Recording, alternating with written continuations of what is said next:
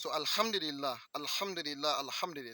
Wannan kiɗin nan ba sai an nuna ma kit ne me ba, kit ne na RVS. So alhamdulillah bi nimati, so alhamdulillah bi karamati. Waɗannan waɗanda suke karɓar magungunan mu ne suke warkewa kuma suke rabuwa da wannan matsalan nan gabaki ɗaya. Wannan ba fa mutum ɗaya ba, ba biyu ba, ba uku ba, waɗanda suke rabuwa da waɗannan matsalolin nan. So wannan ba wai komi bane ba, wannan daga Ubangiji Allah ne maɗaukakin sarki da ya sa mutane suke ta warkewa daga wannan cutar nan. So alhamdulillah, wannan magani na ciwon HIV da muke bada sati biyu, wata ɗaya har yasu wata uku ake rabuwa da wannan matsalar nan, tested and trusted. Ba mutum ɗaya ba, ba biyu ba, ba uku ba, ba so ɗaya ba, ba so biyu ba, ba so uku ba. Na tabbatar ina kawo muku da wannan abin nan. Sahihi ne, mun gwada kuma mun kalla. Mutanen mu da dama sun karɓa kuma sun warke daga wannan cutar nan. Abu ɗaya da nake da buƙata da wa'annan mutanen nan, wanda ya karɓi magani na ciwon HIV musamman ya karɓa kuma ya warke daga waɗannan cututtukan nan.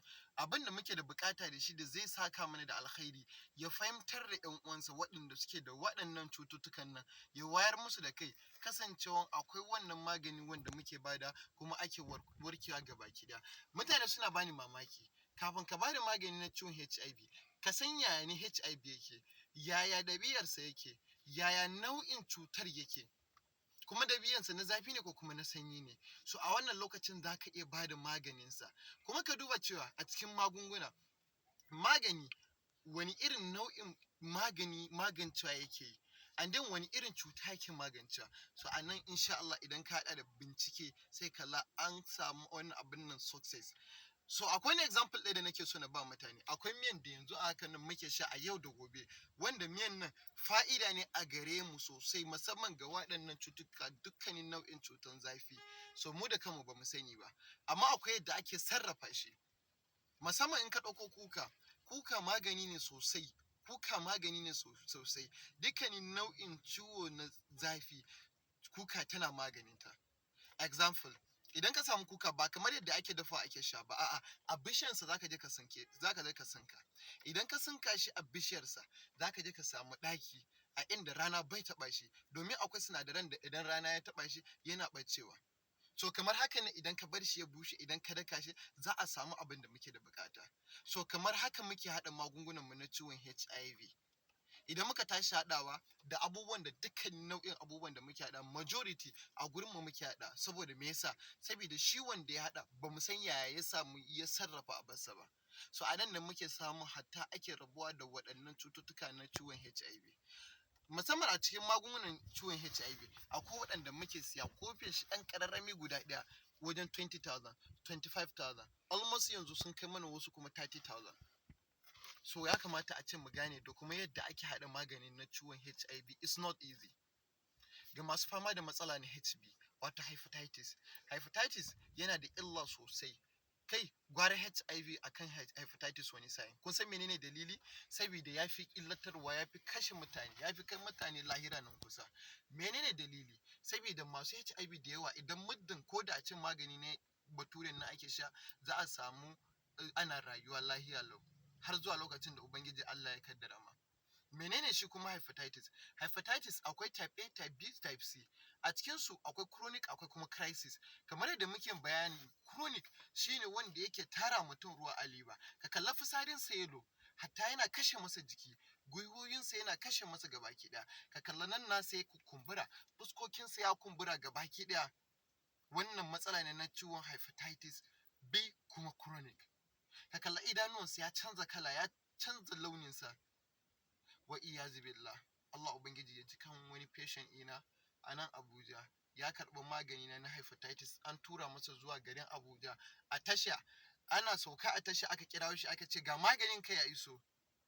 Ubangiji Allah ya karɓi abinsa. Aka ce ai ya rasu. So hepatitis yana da illa sosai. We have to take note about it. Ya kamata a ce mu karɓi magani a kansa.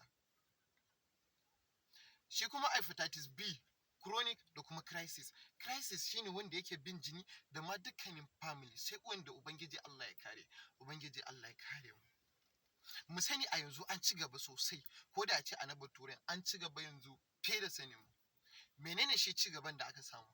A da maganin HIV idan aka baka, idan aka ce kai kana da magani cuta na HIV, magani ya kai 6 ake baka a kowane rana, a daily. aka zo aka zamar da shi 5, 2, 3, yanzu har 1 a rana. An ci gaba ko ba a ci gaba ba? A koda yaushe ana samun ci gaba. Menene Annabi Muhammad sallallahu alaihi wasallam ya ce mana?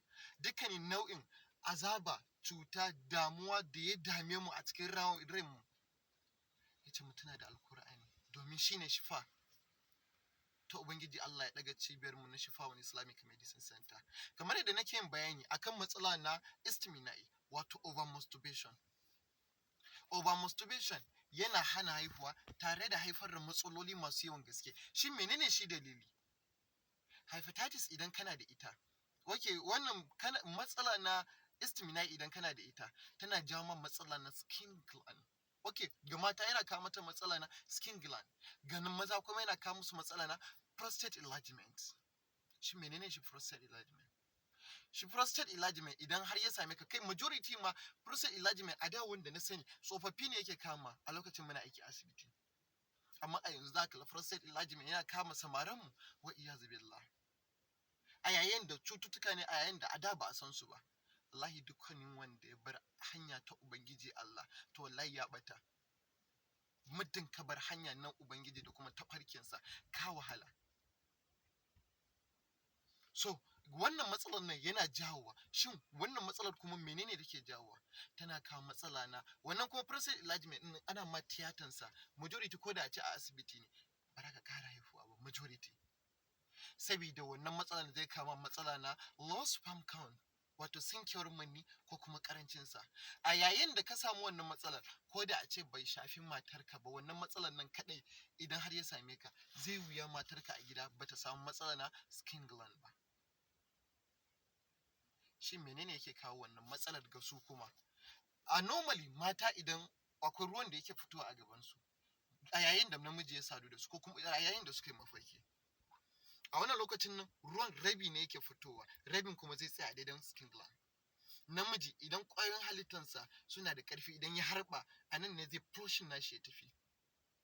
A yayin da kuma ya yi ƙaranci kuma fa, wannan dattin har yanzu yana tare. Yau gobe jibi, akwai wata matan da idan ta sa hannu za ta ji shi a toshe yake. Tun daga hannun nan za ta ji shi a toshe yake.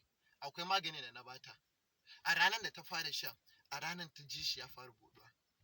Wannan ba komai bane ba, ci gaba ne wanda Ubangiji Allah yake ba cibiyar Shifa'un Islamic Medicine Center. Ba fa iya mu bane, ba fa bada maganin mu bane ba. Ubangiji Allah shi ke iya mana. Waɗanda muke ba magani na ciwon HIB har ma suke warkewa ga baki da, ba iya mu bane ba. Ubangiji Allah shi ke iya mana. Ubangiji Allah ya dafa mana a yau da gobe da kuma jibi. Har ma gata. Akwai magani na ciwon sanyi na infection, sanyi na ƙashi tare da sanyi mai zub da farin ruwa a gaba, ko kuma matsala na ƙanƙancewan gaba tare da sauri na inzali. Matsala na ciwon ƙoda, dukkaninsu akwai maganin da muke bada. Ina masu fama da matsala na gastric, wato ciwon ulcer ko kuma basir mai tsiro ne ko kuma wani kala ne. Ko kuma matsala na hypertension, wato ciwon hawan jini. Dukkaninsu akwai maganin da muke bada da ma matsala na paralysis. Muna da ofis a jihar Kano, a Maiduguri ta Sabuwar Gandu, kafin kwanan gidan kaji a cikin Uwar Soro Plaza. A jihar Maiduguri muna da ofis, a Taraba Jalingo muna da shi, a Adamawa Mubi muna da shi, har ma a jamhuriyar Niger cikin Duso dukkanin muna da ofis. Alhamdulillah yanzu ofis namu na Libya shi ma yana aiki. A Libya muna da ofis a nan Misrata insha Allah. Ko a yanzu idan kana da buƙatar magani, akwai lambobinmu na Libya, na Niger dukkaninsu. Da masu buƙatar mu magungunan mu, akwai lambobinmu akan dafin mu, kuna iya ɗauka. Ubangiji Allah ya ɗaga cibiyar mu na Shifa'un Islamic Medicine, kuma ya ƙara mana ƙwazo da kuma niyya da kuma dukkanin abin da muke. Ubangiji Allah ya san zuciyarmu. Wasu abubuwan ba sai mun faɗa ba, Ubangiji kawai Allah ya taimake mu kuma ya ba mu ladan abin da muke yi.